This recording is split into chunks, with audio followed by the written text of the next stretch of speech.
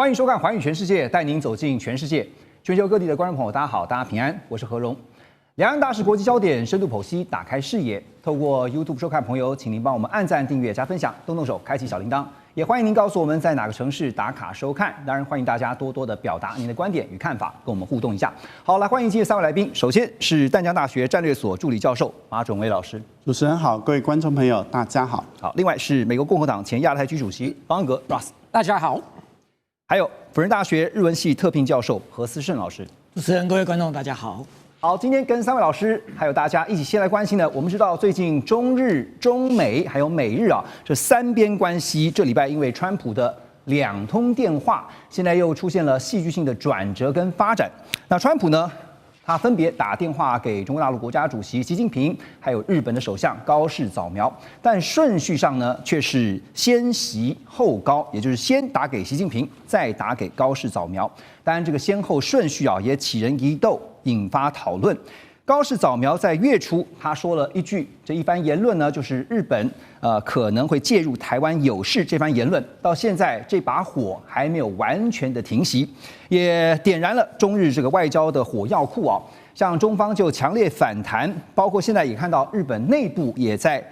出现了一团混乱。那在这个敏感点呢，川习2人的热线更重要的是这几天大家都在讨论的是这个顺序上为什么是先打给了习近平，然后呢，在过了一段时间以后并不是马上而是过了一段时间以后才打给高市早苗。当然各方的解读都有，像华府智库史汀生中心的孙运这位学者他就指出，他说过去中国大陆呢都会是暗示是美国打了。但是这次却没有，显然显示是中国担心与日本的紧张升级才打给川普。然后日本的舆论呢，也有人认为说，如果是习近平主动打给川普，就代表中国怕了。但我们要说的是，刚刚讲的这些解读全被打脸，被谁打呢？被美国的财长 Bessent， 因为他出面证实是川普主动打给习近平的。好，那先请教一下马老师，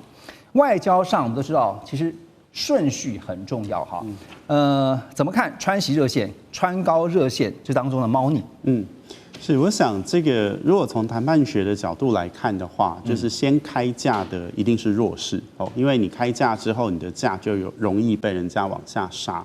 但是我觉得如果以美中之间大家会这么关注，主要的原因是因为当然这2个是大国。不过如果我们要看它到底是谁低头的问题，我认为这一次比较不准因为他们今年在9月19已经通过话，然后10月30号2边都碰面了，所以它已经不是第一步了。那谁先打，其实坦白说没有这么重要啦。重要的是他们打的这个过程面谈什么议题，我觉得是比较重要。所以我认为在这一次的这个谁先打的问题上，媒体比较关注但是我觉得从政策分析的角度来看，他们各自在事后的发布会上谈了什么，我觉得比较重要。重要的原因是在于，那表示这个国家现在最在意的议题是什么？数据上也许没有这么重要，像您的分析但是您刚刚讲说内容很重要，对，所以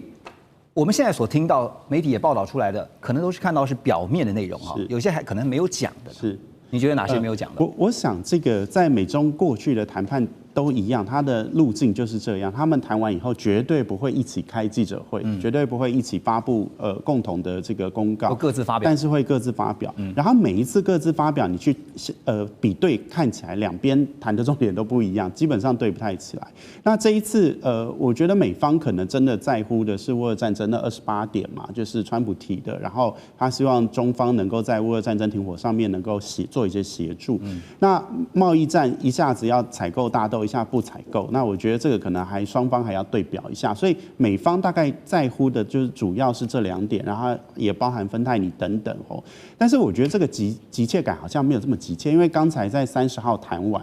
我觉得反而是新华社这边告诉大家，就是说台湾在战后这个国际法体系里面是属于中国，这件事情表示中国大陆现在对于这个议题非常重要，因为这个牵涉到 AIT 先前抛出来的台湾地位未定论。那如果台湾地位真的未定，在2战之后台湾就从来没有回过中国体系，那对于中华人民共和国来讲，它要继承中华民国的这个状态就不存在那这个会对于现在的一中原则，而中国是这个主权是涵盖台湾的这个论述会被瓦解掉。所以我觉得习近平在这上面谈的这个这个立论来讲，它一个是回应 AIT 过去的这个台湾地位未定论，然后2758号决议案里面不包含阻止台湾参加联合国这些，因为这些东西发酵下去，它在不光是美国的盟国，它甚至有可能在国际间会有越来越多的国家。等一下，我们要特别来聊的，深入来分析一下，是说高市这番言论，就是特别拿出了这个旧金山合约来讲哈。这不讲还好，一讲呢更加炸锅哈。但也看到了说，川习两人在热线通话以后，大陆方面是先买了10船大豆，表示谈的还可以。Ross。当然，川普在这个时候希望双方贸易谈判可以继续顺利进行。这个川普从1月底上来一年以来，他都一直提到希望跟习近平通电话见面，达到贸易协定。虽然有提高对中国商品的关税了，但是他还继续保持跟中方的这个沟通，双边的贸易。他最在意的就是贸易嘛，受到影响就不好。很明显，他在这个时候还是很在乎贸易。这个不等同美国不会批准军售给台湾，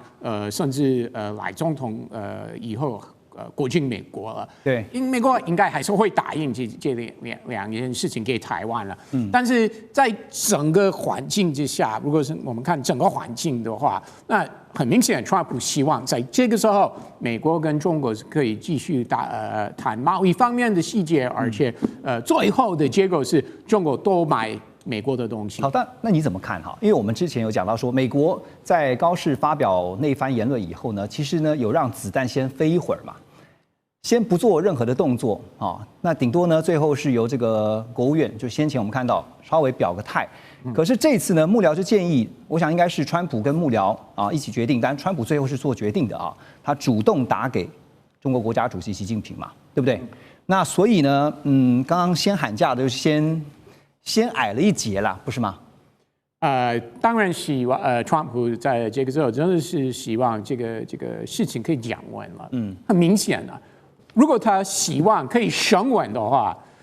他就会在第一时间在 Truth Social 会发文说我支持日本啊，因为中国怎么会对我们盟友这样子？那川普没有。所以他的动作很明显，所以从那个时候我们就知道，因为过1天、2天、1个多礼拜、2个多礼拜，川普没有出来很直接说日本是对的，中国是错的，那我们早知道最后的结果是什么。所以那个时候在台湾一大堆政治人物 KOL 都在网络说台日关系怎么样，都是日本水产，都付日本旅游等等。那我们早知道最后结果应该会是什么，所以现在都反应得太快了。对不对？不觉得吗 ？OK， 那我问你哈，川习热线完以后，刚刚说川普后来又打给了高市早苗嘛，好，那当然这个通话没多久之后呢，跟高市的通话，来这个画面上我们看到哈，《华尔街日报》就指出呢，川普哈，因为大家都很好奇，到底他跟高市早苗在这通电话当中他讲了什么？当然现在也是各说各话哈，因为《华尔街日报》就说呢，川普确实啊是希望高市不要再刺激北京，但是日本政府一开始呢，他们是说不好评论这个外交互动，用这样的方式来推脱。后来被一再追问下，又改口说没有这样的事实，我们没有被施压哦。但是日本官方长官呢，只是否认内容。可是大家也看到了，说是一回事，做又是一回事。高市最近的一些动作哈，一些转折哈，反而让大家觉得真的没有吗？首先，很多人批评华尔街这个日报，很多人说这个机制是轻重，它是描述匿名人士等等，而且日本这发言人最后出来说是没有这件回事，对，日本政府否认，但是同时也很明显，川普应该是不会像高市早苗说你一定要收回，当然不可能那么直接嘛，不可能。但是同时，如果川普说那这个时候可不可以降温啊？那谁不相信川普有可能相信？日本也没有否认川普说请你在这个时候降温，日本没有否认川普有这样说，所以或许日本没有或许日本是对的，但是或许同时华尔街日报也是对的，这个也有可能啊，对，所以最后的结果还是一样的，是川普希望。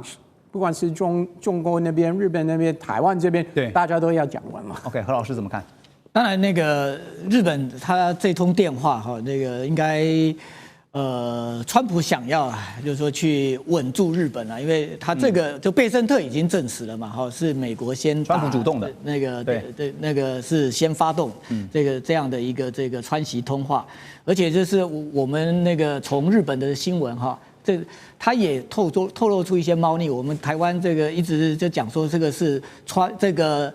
川普是被动，对不对？习近平主动，那当然他要营造一个就是说中国大陆在这样的一个中日的这种对抗里面，中国大陆似乎在示软在向美国求救。那这当然这比较符合这赖清德政府的这样的这种希望但是好像是刚好是颠倒，是最后贝森特出来讲了。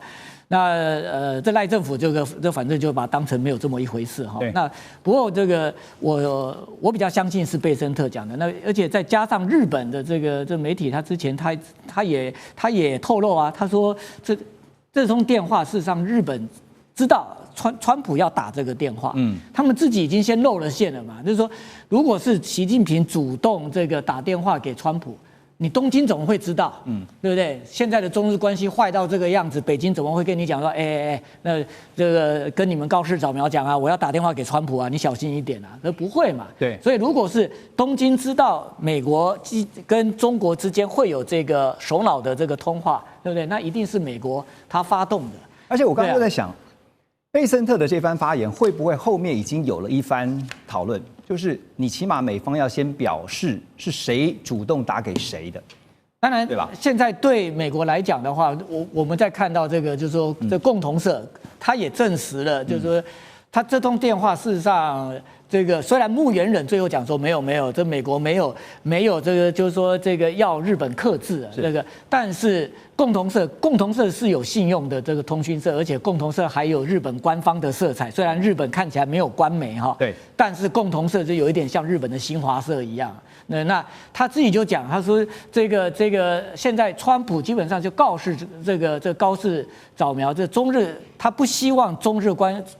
日关系的紧张继续升温，对，而且他也跟高市早苗事实上这也讲了整个台湾问题，在台湾对中国的一种重要性。换句话说，就是说台湾问题是很复杂的，对不对？那你在这样的一个问题的发言上面，你要谨言慎行。所以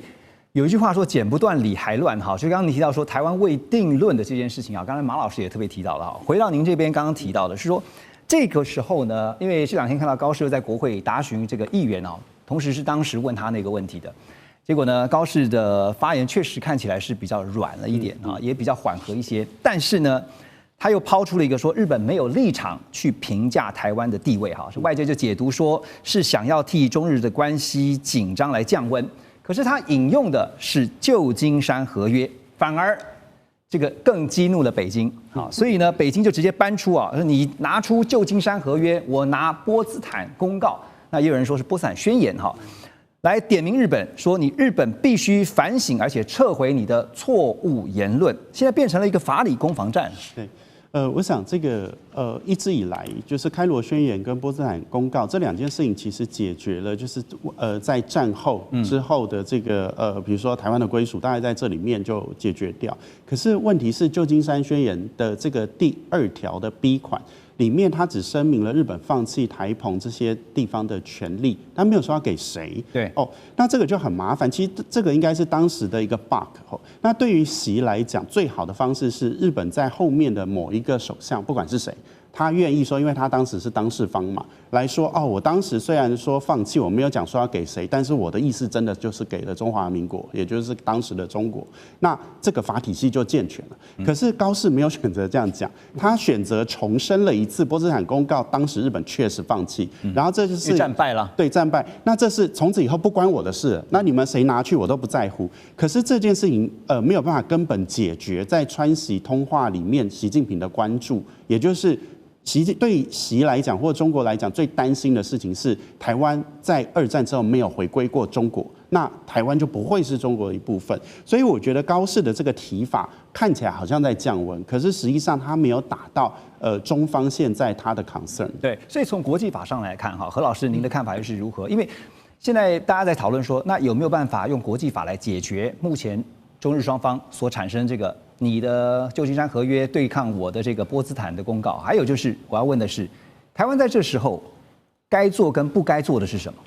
那事实上，那个高市早苗讲这句话哈，是他在那个松下政经署的学长，那个做个球给他。他们虽然政党不一样，他去做球嘛，但是日本经常就是他们如果要解决这样外交的这个麻烦的时候，那你叫首相撤回去，那这个对日本政治跟首相个人来讲下不了台，对这个打击很大嘛哈。他们通常就是在野党做个球，然后给执政党让你有重新再讲的这样的一个余地哈。那就是说，这野田佳彦他就问到这台湾主权的这个问题哈。那这一次高市早苗回答实际上是非常标准的，他应该已经学乖了哈。他上一次在国会哈，这个等于捅了马蜂窝，因为他上台之后，他好多的政策他自己喜欢跳到最前面，然后去解释政策，用这样来凸显自己对政策哈非常非常的熟悉，但是。台湾问题这是一个很复杂的问题，对不对？这里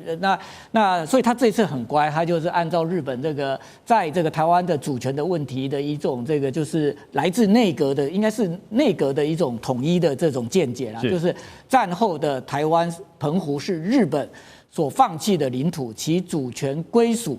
它不是那个我们讲的哈，这民进党喜欢听到哈悬而未决，听到悬而未决，这民进党就跳起来这个拍手哈。但是事实上，日本基本上他始终是认为说这个问题事实上我无权智慧，就是这个问题我这个因为这个地方我已经放弃了，所以我对这个地方是谁的我不会再讲话。事实也是如此。对，那至于就是说为什么旧金山合约它没有这个就是说这个就写说归还给谁，很简单的道理，因为旧金山合约当时。这个北京跟台北不管哪个中国政府都没有参加，所以在没有任何中国政府参加情况之下，他不会写明给谁。就如同日本在那个旧金山合约里面，他也放弃了这个库页岛啊，也放弃了这个北千岛群岛啊，但是他也没有写说归还给苏联嘛，因为苏联也没有参加嘛。老师，那您觉得台湾在这个时候该做跟不该做的事？事实上，我觉得从中华民国政府来讲的话，这个我们怎么可以对我们自己所管辖的这个台湾澎湖，然后自己自我否定说这个地方的主权有问题呢？那你现在你中华民国你在统治什么？对不对？就有任何国家可能都基于自己的利益，他挑战，可是你中华民国不能够挑战。对不对？你不能讲说我希望变成台湾共和国，所以我就挑战。但是你只要你还是中华民国的总统，你在你的位置上就不能挑战中华民国拥有台湾这件事情是有国际法的瑕疵。就现在这个争议啊，现在余波荡漾。等一下回来我们要聊的是已经影响到了日本的经济，而且还蛮严重的。马上回来。好，回到节目继续来看啊，这个中日之间因为高市早苗的一番言论啊，现在这个余波荡漾，关系非常的紧绷。但确实在最近这一段时间，尤其在这个礼拜啊，看到日方有些许希望把这个局势缓和下来的迹象。特别针对香港最近发生的不幸大火这一场灾难啊，这个宏福院的恶火造成了严重的死伤。高市早苗在第一时间也发文哀悼。那本来呢想透过这样的方式来缓和一下气氛啊，但显然这样的关怀跟慰问并没有发挥什么实质效果。因为呢，在中日关系以为可以降温的时候呢，包括大陆的民间跟官方都有同步加码的动作，像是官方呢就劝阻民众尽量到日本去旅游。另外，中国大陆飞东京的航线啊减班了1到2成，明年3月以前呢会全面削减班次。还有就是牛肉水产出口的磋商停摆。高盛也警告会拖累日本经济增长，损失90亿美元的观光财。还有野村综合研究院也预测，日本的 GDP 将会因此下降0.29%。而且日本的经济内伤确实啊，最近真的很不乐观。消费者物价指数呢 ，CPI 已经连续50个月上涨啊，使得他们的民众生活压力爆表。那中方呢也选在这个时候，我们想说是一个 perfect timing 吗？是一个最佳的时机吗？因为最近也看到在汇率方面，人民币是升值，而且是创下历年算是一个高点。日元呢，则是大幅的贬值哈。那中国反制日本啊，从民生各个层面来出招。现在所引发的这个言论风暴哈，那所以大家想问的是说2点，第一个，中方还有哪些经济牌？刚才已经讲了这么多的工具但是中方说工具箱里面还有很多，那日方撑得住吗？马老师？好，我觉得这个应该这么讲，就是说日本现在的经济确实不好哦，因为 IMF 预估它明年的经济成长率大概1%左右，但是问题是它通膨是3%，换句话说，你扣掉通膨，它的经济成长率实际上是负成长，也就是说它的经济状态确实不好。那能不能承受得住中方的这个施压，我觉得是另外一个议题，就是说它的 GDP 的这个总规模大概是5兆美元，然后这一次中方铺天盖地的这所有的制裁，包含观光客或禁买这个水产品，或者是在贸易上面的这个很多的制裁，好加起来大概会影响他们的这个 GDP 的成长到0.3%嘛，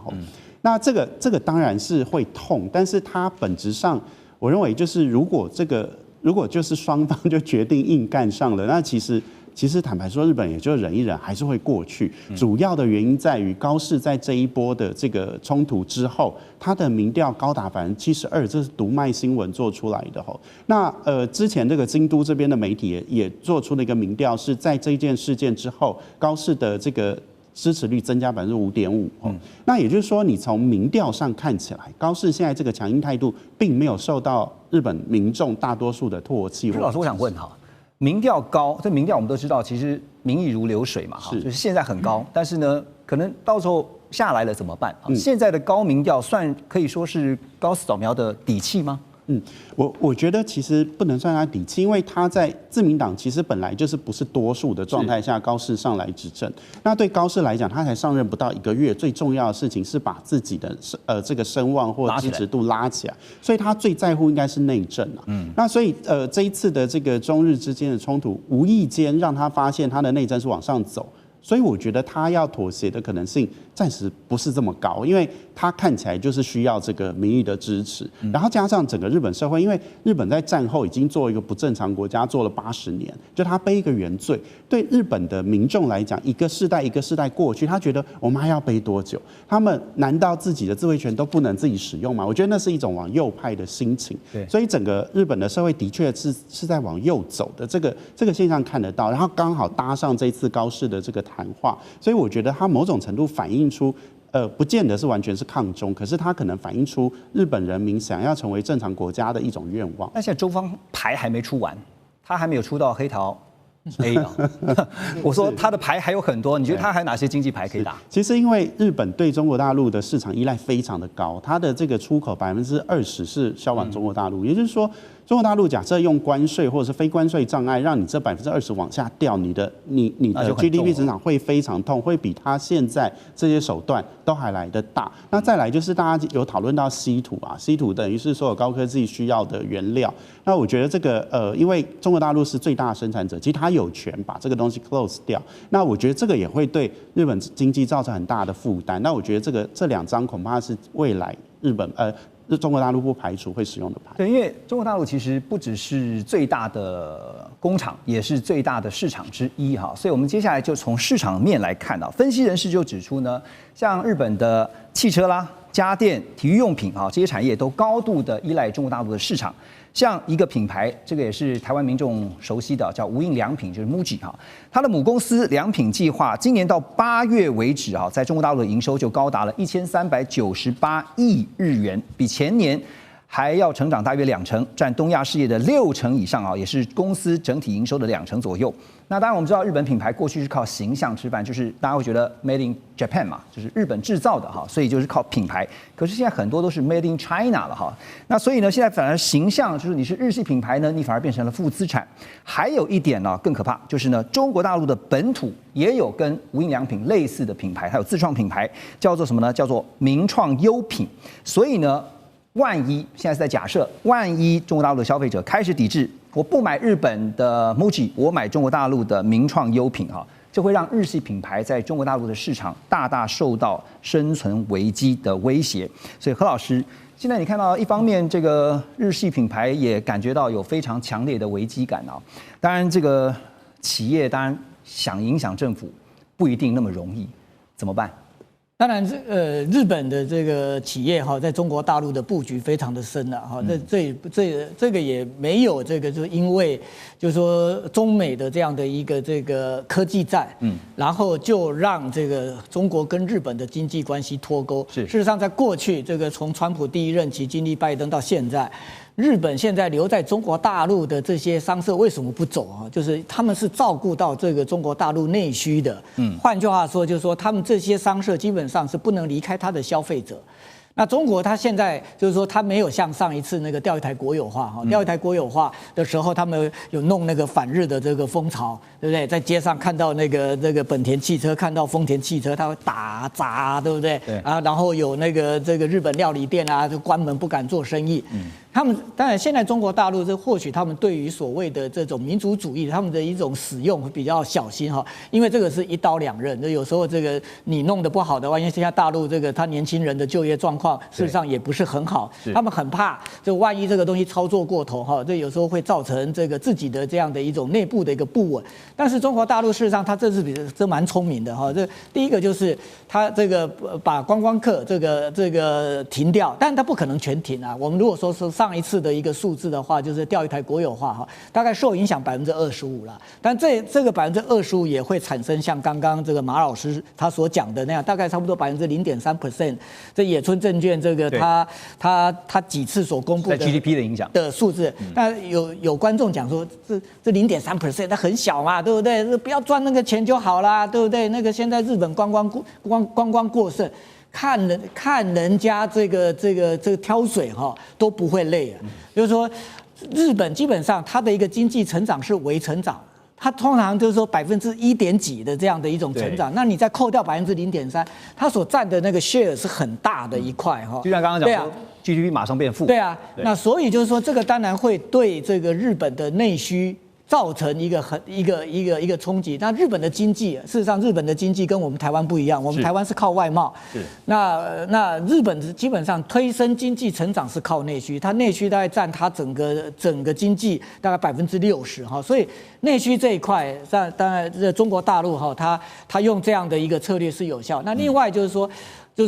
像这次像 Uniqlo 说或者是无印良品哈，他担心的倒也不是说中国大陆观光客不到日本去，他不会去无印良品的这个他新宿旗舰店去买哈。当然那个有影响，你看那个他股票市场哈，就是说那个比方讲像3月对不对？还有这个像这些都有影响，这些这个做这种观光客生意的这些股票都下跌了哈。但是事实上日本在中国也有很多的，我们去上海也有 Uniqlo 啊，对不对？然后这个就是说日本他很怕，就是说中国会不会这个发起一个不买运动，就是说这个挂着日本品牌的这些东西我就不买。而且重点是刚刚是有替代性的商品啊，对啊，替代品牌啊，对啊，然后这个或许是日商他们感觉到这忧虑的哈，那所以就是说他们希望这样的一个这种就是说中日因为台湾有事的这个发言哈，然后能够赶快降温，而且我们刚刚讲的高民调哈。那个高市早苗事实上一上来民调就会拉到70%啊，他这个月只是讲说他保温了，他没有像岸田文雄哈这么不堪一击哈，岸田文雄的话是每个月降哈，那这个最后就下台哈，但是就是说你看哦，之前的这个很多的首相上台都70%，但是不见得做得很久，我要举的就是菅义伟。菅义伟首相上台的时候几乎跟高市早苗一样的，但是他只有做1年，而且就是说你是不是可以持续的靠这样的一种哈，就是说台湾有事这样的一个名气可用去撑住你的高，做不到，因为这件事情事实上慢慢的会淡下来，新闻会淡下来，还有日本老百姓最在意的还是经济跟社会福利，那这个才是决定高市可以走，但是从经济数据来看的话，确实不容高市的这种那么乐观，他那么乐观，因为现在的日本经济真的很困难，所以我们可以说高市早苗现在还在他上任之后的蜜月期哈，所以这个民调很高，名气可用。可是 Russ